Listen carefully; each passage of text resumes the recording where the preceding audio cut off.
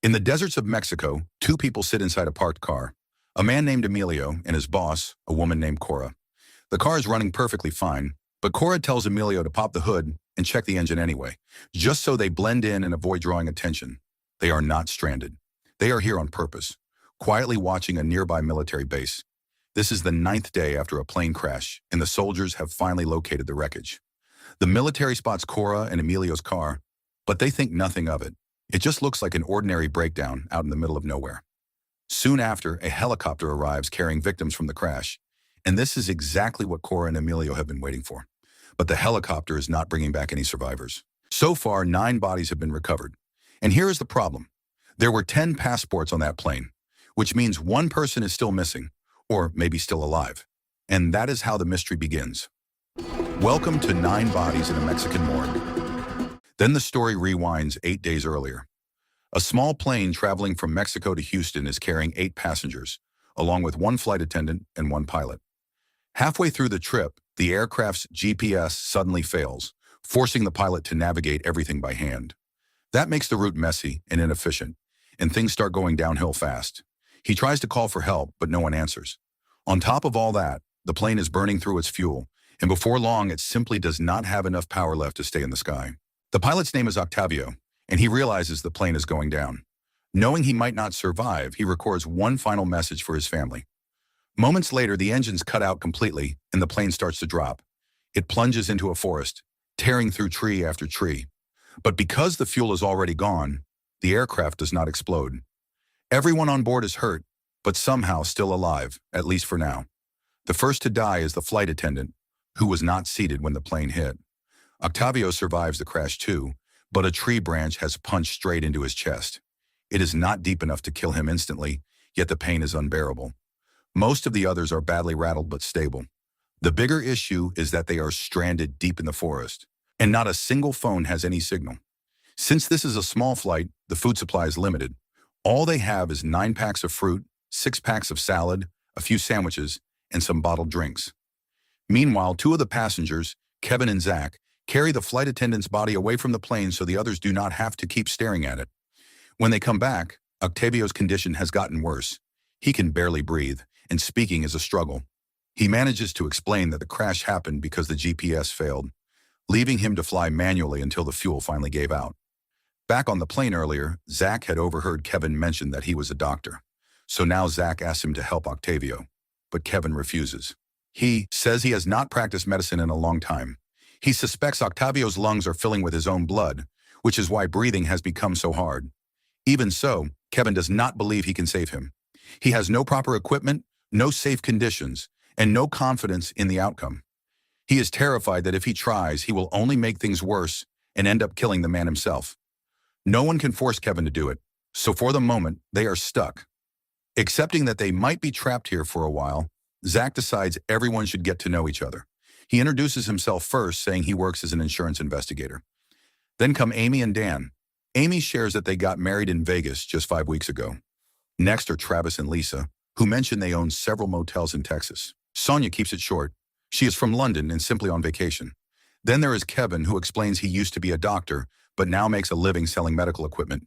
He buys it in Mexico and sells it in the United States. And finally, there is Carlos, a professional wrestler. For now, Zach figures the only real option is to wait.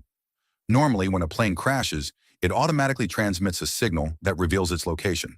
But with the GPS broken, he has no way of knowing whether that signal ever went out. Lisa points out their next big problem: food and water. They only have 15 bottles of water left, and there are 9 people still alive. If they end up trapped here for several days, that supply will vanish quickly. The fruit and salads need to be eaten fast before they spoil. After that, they will have to start hunting and foraging on their own. Lisa splits the fruit and salads so everyone gets a share. During this exchange, it comes out that Travis has a heart condition and needs medication regularly to stay calm and stable.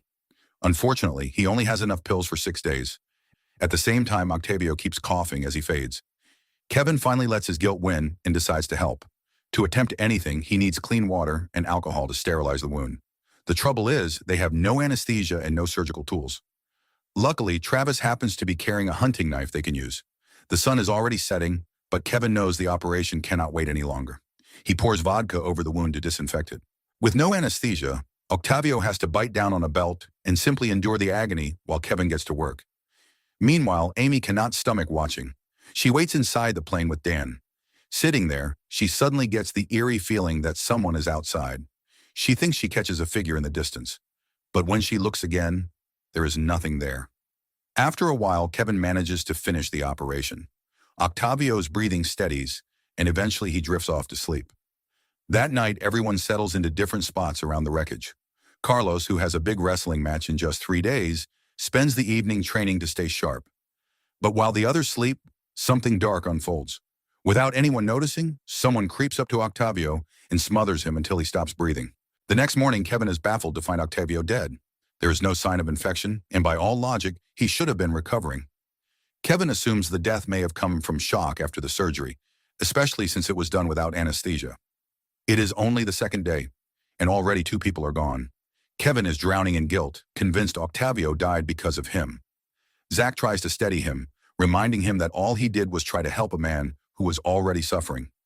Later, Zach and Kevin move Octavio's body to the same place where they left the flight attendant. On the way, Octavio's phone slips out of his pocket. Dan notices it and quietly pockets it for himself. A little later, Dan grabs some tissues and tells Amy he is stepping away for a moment. While Zach and Kevin finish moving the body, Zach asks Kevin what life was like as a doctor. Kevin thinks back on his past.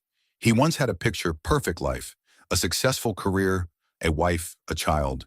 But everything unraveled after one mistake. He gave a patient medication, not realizing the person had a severe allergy. The patient survived, but the reaction was serious enough that the family sued him. Kevin had no insurance to shield himself, and the lawsuit wiped out everything he had built. He lost his career, his stability, and the entire life he once knew. Now he scrapes by selling medical equipment. After Zach and Kevin leave, Dan slips over to where Octavio's body is lying. Once he is sure no one is watching, he does something truly disturbing. He cuts off one of Octavio's fingers so he can use it to unlock the phone. Then he retreats to a quiet corner and starts digging through the device. Dan scrolls through Octavio's gallery and finds photos of him with his girlfriend. But when he opens the mobile banking app, the phone demands a password. Without the code, that is a dead end. Back near the plane, Lisa shares a chilling thought with Travis. She does not believe Octavio died from the surgery. In her mind, someone killed him during the night. She has no proof, and Travis brushes it off. But Lisa cannot let it go. She thinks the motive might be survival. With food running low, one less mouth to feed could be reason enough. From that point on, Lisa stops trusting anyone. As she talks, she suddenly hears a rustle behind her. She spins around, but no one is there. The sense of being watched cuts the conversation short. Elsewhere, Sonia and Amy are talking. Sonia asks how Amy and Dan first met. Amy explains that she and her father once visited a clinic where Dan happened to be working as a limousine driver. Later, the 2 of them took a short trip to Vegas. What started as a simple getaway quickly turned into something serious. They fell in love and married soon after. Dan has since quit driving and now claims he is writing a book. But something still nags at Amy. Her parents have no idea she got married. She plans to break the news when she gets home. It also becomes clear that Amy comes from a very wealthy family. Meanwhile, Zach, Kevin, and Carlos take a closer look at the plane's GPS.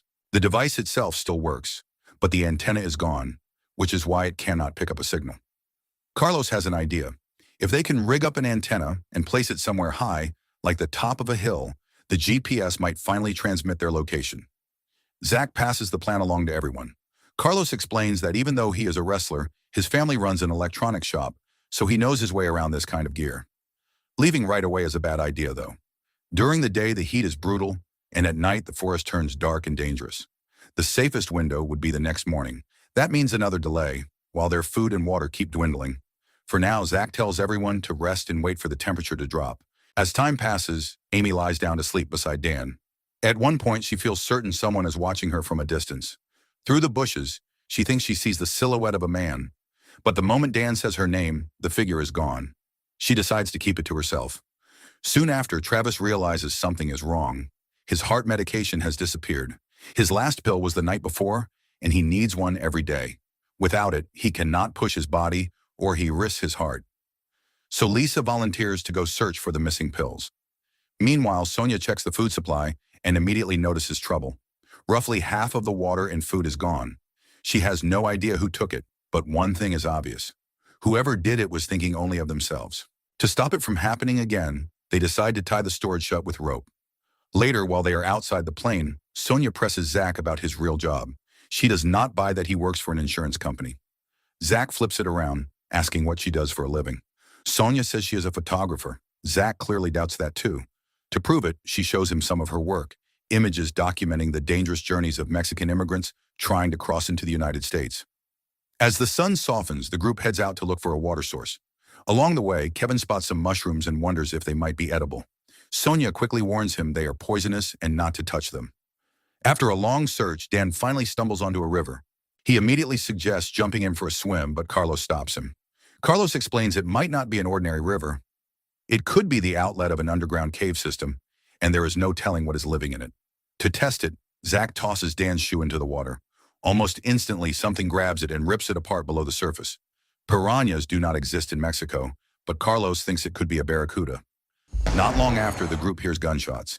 They rush over and find Travis and Lisa, who have just shot a monkey. It turns out the two of them originally came to Mexico for a hunting trip, which explains the rifle and the hunting knife. At least now they have something to eat.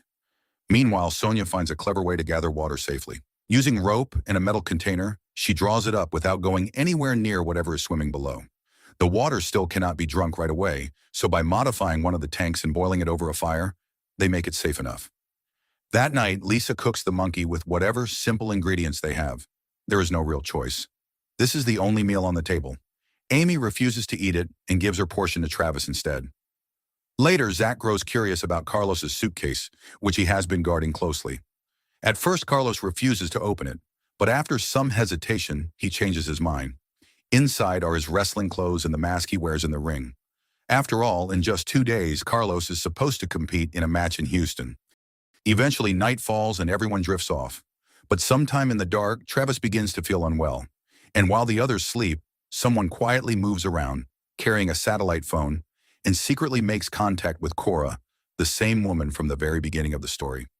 The next morning, Travis is much worse. He starts vomiting and can barely stay upright. Kevin is called over to examine him. Lisa quickly suspects this has nothing to do with his heart. To her, the symptoms look like poisoning. Kevin asks for salt, hoping it might help. Amy sprints back to the plane to grab it, but there is a problem. The food locker had been tied shut earlier to stop the thefts, and she cannot get it open in time. By the time she returns, Travis has already slipped too far. Despite everything Kevin tries, he cannot save him. Lisa is now certain Travis was poisoned, but she does not blame the monkey meat. She believes someone deliberately slipped something into his food. She remembers the poisonous mushrooms that Sonia and Kevin found earlier. Both of them swear they never touched them. Lisa starts openly accusing the others. In her mind, one of them is a killer, thinning out the group to boost their own odds of survival. It is a heavy accusation, and she believes the person behind Travis's death is the same one who killed Octavio. Sonia pushes back. She cannot fathom why anyone would murder fellow passengers who are all trapped in the same desperate situation.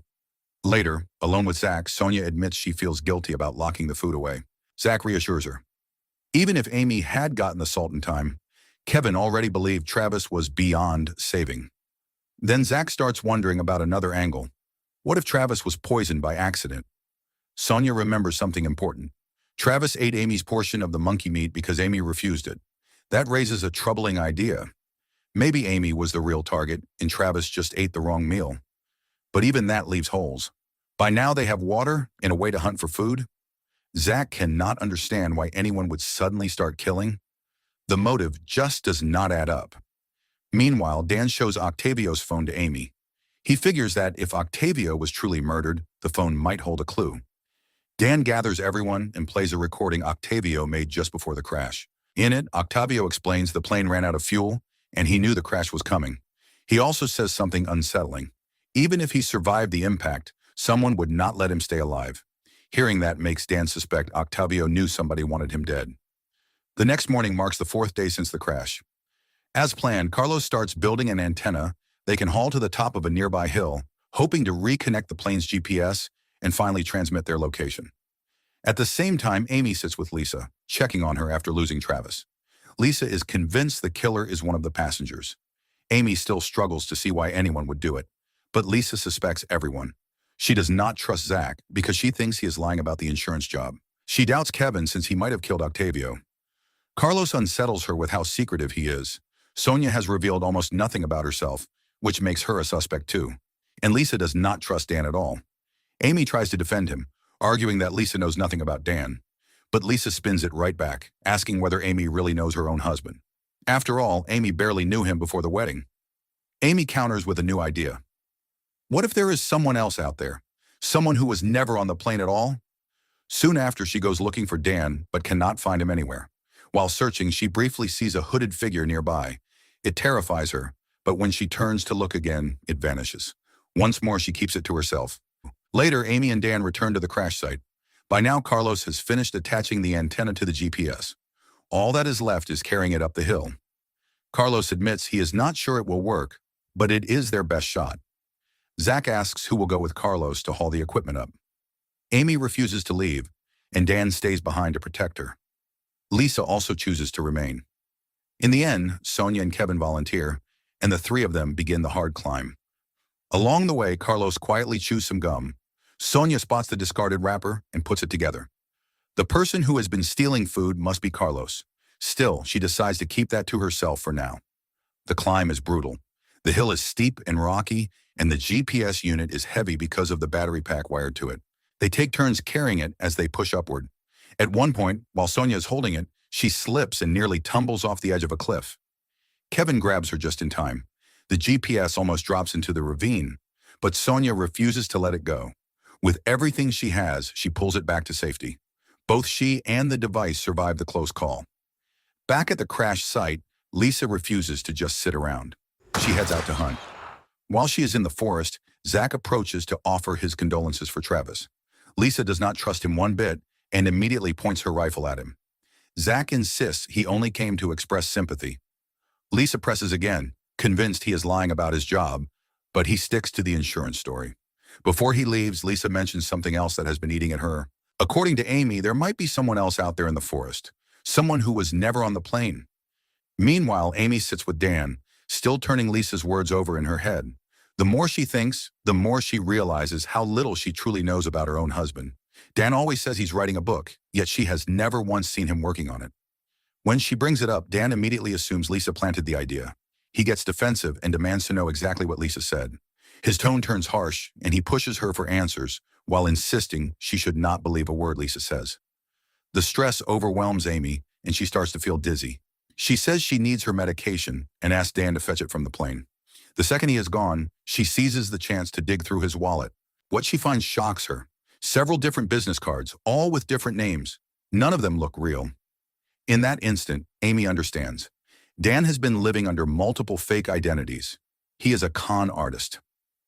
Up on the hill, Kevin, Sonia, and Carlos finally reach the top after the grueling climb. Even up here, Kevin's phone still shows no signal. Now everything rides on whether Carlos's plan works. They wait as he finishes connecting the antenna to the GPS. To their relief, the device finally powers up. The signal starts transmitting their location. If all goes well, rescue teams should soon be able to find them. Before heading back down, Sonia makes a pointed little remark about Carlos and his gum.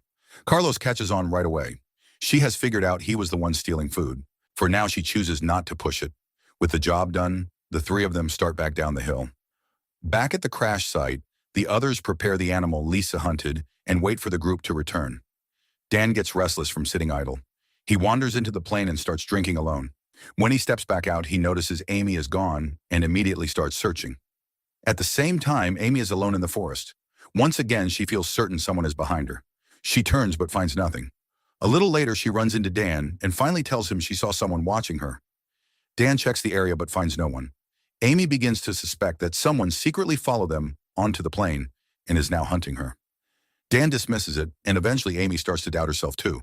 Still, she confronts him about the fake identities in his wallet. Dan claims those belong to his past, a life he has already walked away from. He promises that if they make it home, he will explain everything. Not long after, Carlos, Kevin, and Sonia return from the hill. Everyone gathers for dinner. Once they finish, Zach announces the GPS signal is finally live. Rescue should be on the way, but since it is already night, help will most likely arrive the next day. Later, once everyone else is asleep, Carlos decides to train again. While practicing alone in the dark, he suddenly spots someone wearing his wrestling mask. Before he can react, the figure lunges, stabbing him and then slashing his throat. By the time the night is over, Carlos has become the fourth victim.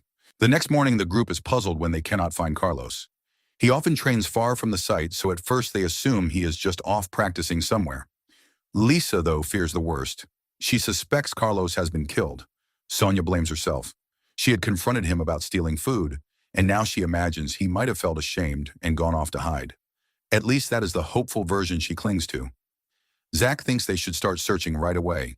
But before they scatter, Kevin raises another worry. If the GPS signal was working, rescue should already be here. When they check, they find something alarming. The GPS device on the hill has been yanked out.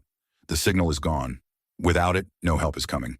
The group splits up to look for Carlos. Sonia and Zach stay near the plane, where Zach starts tearing into sections of the wreckage, desperate to understand why all these murders keep happening.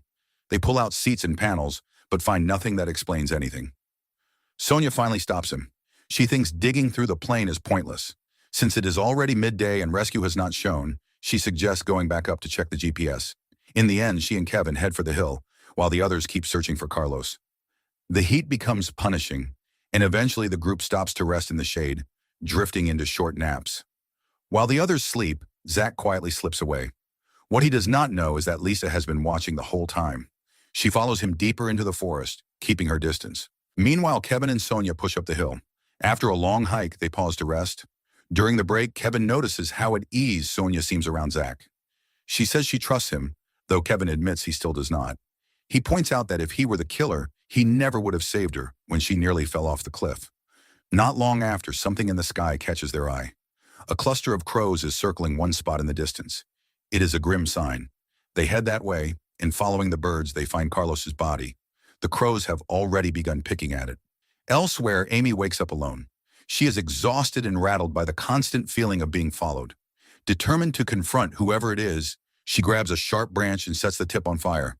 Then she begins searching the forest. Soon she spots a hooded man holding a weapon. By now her nerves are completely shot. Without thinking, she attacks with the burning branch. But in the chaos, something terrible happens. The figure is not a stranger at all. It is Dan.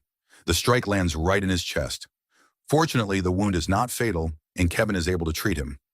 While examining the injury, Kevin notices a tattoo on Dan's back. The symbol looks like something tied to prison gangs. Dan then explains Amy's condition. When she was in elementary school, a shooting happened at her school. The person she keeps thinking she sees is the shooter from that trauma. The memory has haunted her ever since, which is why she often visits clinics for treatment and where she first met Dan. Dan insists Amy's attack was an accident. In his eyes, there is no way she could have killed Travis or Carlos. Later, Kevin, Zach, and Sonia examine Carlos's body. The earlier deaths, Octavio and Travis, could still be written off as accidents or bad luck. But Carlos is different. His body is covered in the stab wounds. This was clearly deliberate. Whoever did it must have used Travis's hunting knife. Nearby, Sonia also finds the hidden food Carlos had been stealing. That discovery convinces her Amy is not the killer. But the real mystery still stands. It is not just about who is doing this, but why. The next morning marks the 6th day since the crash. By now, 4 people are dead. Dark clouds gather overhead, and rain is coming. Kevin cannot stop thinking about what he noticed earlier. He asks Dan about the tattoo on his back. Dan refuses to answer. Kevin recognizes the symbol instantly. It is the kind of ink linked to prison gangs. He realizes Dan has done time, and clearly it is something he does not want to discuss. Tension boils over fast, and Dan lashes out, attacking Kevin. Lisa steps in and raises her rifle to break them apart. She does not want Kevin exposing Dan's past in front of Amy, so she waves it off, saying they are just overheated. Then she drops more bad news. She only has 1 bullet left. The rest of her ammunition has vanished. Soon after, Dan finally comes clean in front of Zach, Sonia, and Kevin. He admits he was once in prison. His crime involved posing as a fake lawyer who helped immigrants illegally enter the United States. He kept it secret because he did not want Amy to know. Naturally, the confession makes everyone suspicious. Dan is a known con artist who married Amy, a wealthy woman with fragile health. If something happened to her, he might inherit her fortune. Dan denies it hard and insists he truly loves her. He admits he does not expect anyone to believe him, but at this point he does not care. Meanwhile, Lisa quietly slips off to investigate the same spot where Zach had gone earlier. When she gets there, she finds Sonia already present. Sonia understands that Lisa no longer trusts anyone, But Lisa admits she cannot keep living in this constant suspicion. She asks Sonia straight out about her relationship with Zach, since the two seem close. Sonia says there is nothing between them. Lisa presses again, asking whether Sonia really believes Zach works in insurance. Sonia does not give a clear answer. Lisa explains that during the night, while everyone slept, she saw Zach sneaking into this exact spot. Sonia offers that maybe he just needed privacy for a moment. Lisa disagrees. To her, Zach looked like a man hiding something. Then the rain finally comes down. Everyone shelters inside the wrecked plane, but the roof has started leaking and water drips in. Sonia finds it strange that the rain is only getting through now, almost as if something had been blocking it before. Zach climbs up to inspect the roof. What he finds stuns everyone. Hidden inside the structure of the plane is a huge stash of cocaine. Estimating the amount, Zach figures it could be worth around $3 million. And just like that, the motive behind the killings starts to make sense. One of them must be a drug courier. Sonia quickly builds her own theory. The cheap charter flight they took may actually be part of a cartel operation. The airline could be a front for smuggling drugs into the United States, which would explain why the tickets were so unusually cheap. While the group processes all this, Lisa suddenly realizes Amy is missing. Panic sets in and she rushes to find her.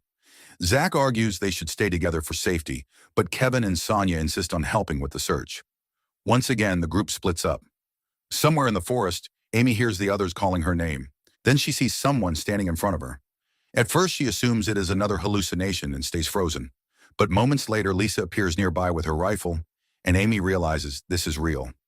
Lisa forces the attacker to drop the knife and kneel. But just as lightning splits the sky, a shadow slides out of the dark. In an instant, the attacker lunges and kills Lisa. The next morning marks the 7th day since the crash. By now, half the group is dead. Amy confirms she saw the killer during the attack, but the person wore a mask, so she could not tell who it was. One thing is certain, a murderer is still among them. Zach tries to reason it out. He points out that the killings started before they ever found the drugs. That detail makes the motive even murkier. At the same time, Sonia reveals something personal. She came to Mexico to be alone after a devastating loss. Her fiancé died from a drug overdose. Because of that, finding cocaine in the plane hits her hard, and it deepens her distrust of Zach. Before Lisa died, she had shared something important, and now Sonia brings it up. Lisa had secretly followed Zach one night and found a hidden spot he kept visiting. There she discovered a gun that belonged to him. Zach admits the pistol is his. Then Sonia reveals something even worse. She shows everyone a satellite phone she found nearby. With that device, they could easily call for help. Yet Zach never mentioned it. Zach admits the gun is his, but insists the satellite phone is not. Sonia explains she found it after Zach accidentally dropped one of his bullets close by. Zach strongly denies everything and says he is being framed. Finally, he reveals the truth about who he really is. Zach says he is actually an agent with the DEA. He has been investigating the charter airline because he suspected it was a cover for drug smuggling. In his words, if he had really wanted everyone dead, he could have done it long ago. He offers to prove it by showing his ID card. But when he checks his wallet, the ID is gone. Zach is stunned and becomes convinced someone deliberately took it to frame him. He warns the others that if they kill him, the real murderer will still be out there, picking them off one by one. Kevin then asks about the satellite phone. Maybe they could use it to call for help. Unfortunately, it requires a security code. When they demand the code, Zach insists he does not know it. Kevin points out they cannot kill Zach now because they still need that code if they ever want to use the phone. So Zach is tied up while the others decide what to do with him. Later, Sonia visits him alone. Zach repeats that he really works for the DEA, which is why he was traveling under a false name. In his mind, the real killer is either Dan or Kevin. Sonia asks again for the phone code, but Zach keeps insisting he has no idea. Eventually, the group gathers and decides they have to force the code out of him. None of them want to torture anyone, so they leave it to chance. When they draw lots, Kevin is the one chosen. While Kevin stays behind to interrogate Zach, the others head back up the hill to check whether the GPS is still working. After another long climb, they reach the top and find the cable disconnected again. Sonia reconnects it, restoring the signal. Back at the crash site, Kevin wrestles with what he has to do. As a doctor, he spent his life healing people, not hurting them. He tries one last time to get the code, hoping to avoid violence. But Zach keeps saying the phone is not his and that he has been set up. Kevin begs him not to force this. Zach refuses to give an inch. In the end, Kevin feels he has no choice. Reluctantly, he starts beating Zach, trying to make him talk. Late that night, while the others sleep, Sonia quietly approaches Zach. By now, Zach has started to suspect that Sonia herself might be the killer, especially when she shows up holding a knife. But she denies it. Zach explains again that if he were the murderer, he could have wiped everyone out much earlier. In his view, the killings were never a careful plan. The crash wrecked whatever scheme existed, and the killer has been improvising ever since, even attacking without proper weapons. Deep down, Sonia starts to believe him. After thinking it through, she makes a risky choice. She cuts him loose and tells him to hide. When morning comes, she tells the others that Zach escaped during the night. She urges everyone to stay calm, reminding them the GPS signal is live and rescue should be close. She suggests they all stay together. But the group is far too suspicious of one another for that. Dan refuses to remain with Sonia and Kevin.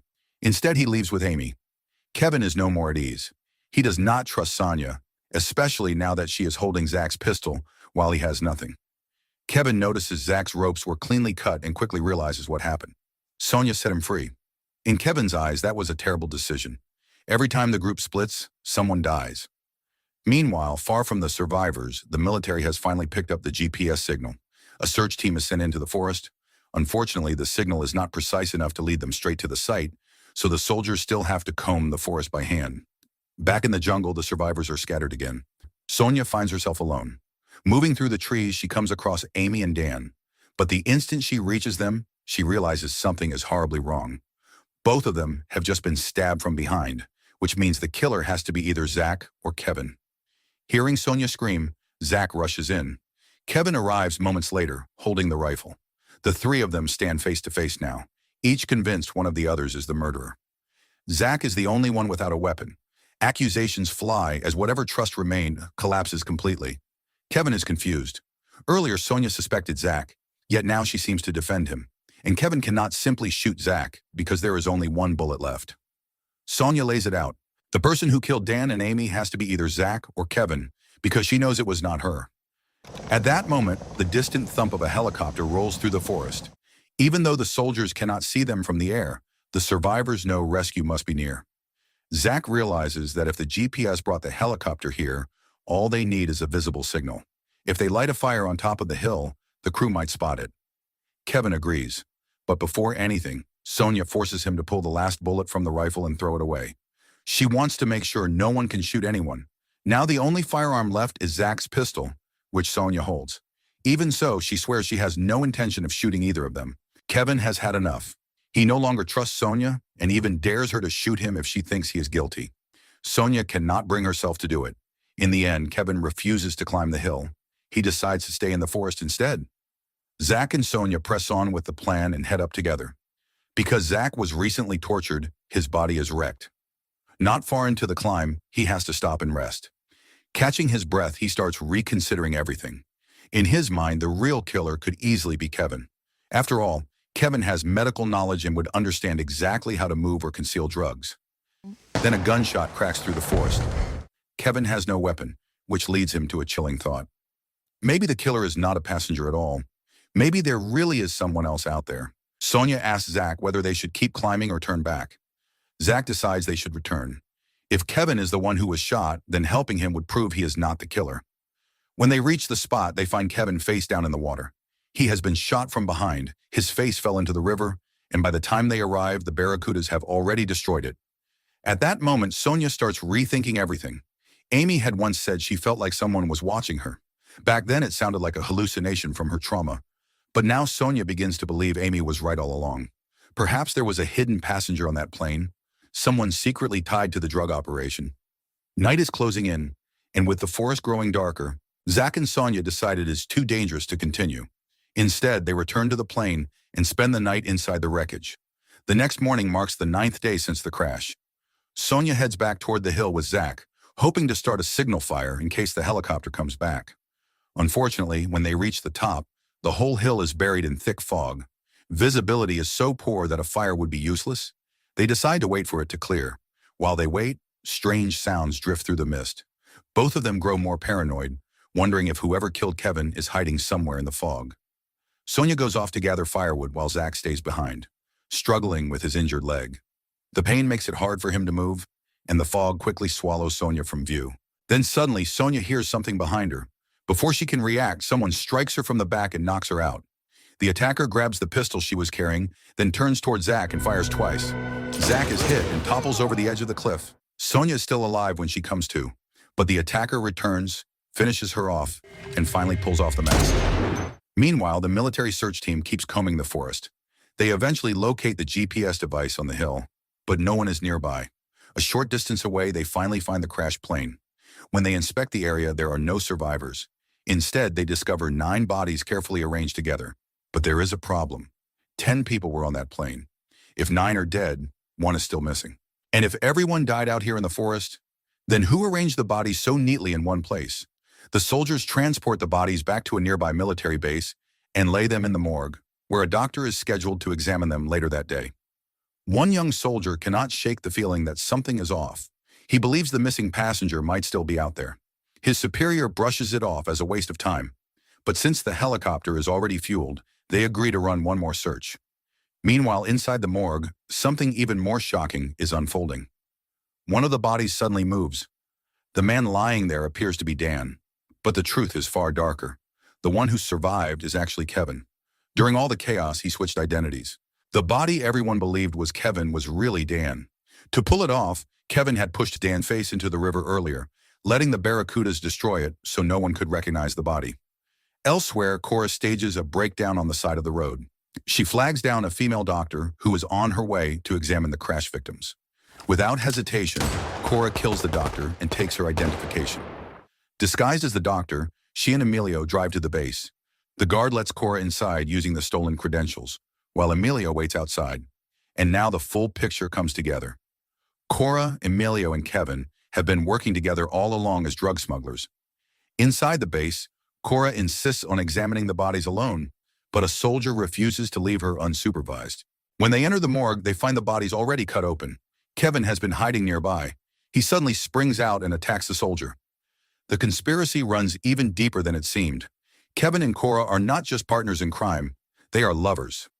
Kevin was the mastermind behind the entire plan. Using the satellite phone, he had been secretly communicating with Cora throughout the ordeal. The drugs had been hidden inside the victims' bodies during the flight. Now Kevin has come back to retrieve them. After recovering all the packages, they douse the morgue in gasoline to destroy the evidence. Moments later, a massive explosion rips through the building, throwing the whole base into chaos. But by then, Kevin and Cora are already in the car, and Emilio speeds them away from the scene. Meanwhile, soldiers keep searching the forest for any remaining survivors. And against all odds, Zach is still alive. His fall from the cliff was broken by tree branches, which softened the impact. Kevin's bullet had struck his shoulder rather than anything vital. He survives, but he is too hurt to move. When he hears a helicopter overhead, Zach realizes this might be his only chance. Unable to stand, he uses the reflection from his glasses to flash a signal toward the aircraft. It works. The rescue team spots him. Soon after, Zach's wife receives the news that he is alive and recovering in a hospital. His whole body is battered and aching, but he is getting better. His superior officer comes to visit. Zach explains that Kevin must believe he died in the forest. Thinking he is in the clear, Kevin will likely return to the aviation company to continue the smuggling operation. Zach sees this as the perfect chance to catch him, and beyond that, he wants revenge. Sure enough, Kevin and Cora eventually return to the company's facility. After surviving 9 brutal days in the jungle, Kevin finally lets himself relax. He makes breakfast and cooks eggs for Cora. But something strange happens after she eats. Cora is suddenly gripped by severe pain. Kevin calmly reveals the truth. He had secretly mixed poisonous mushrooms from the forest into her meal.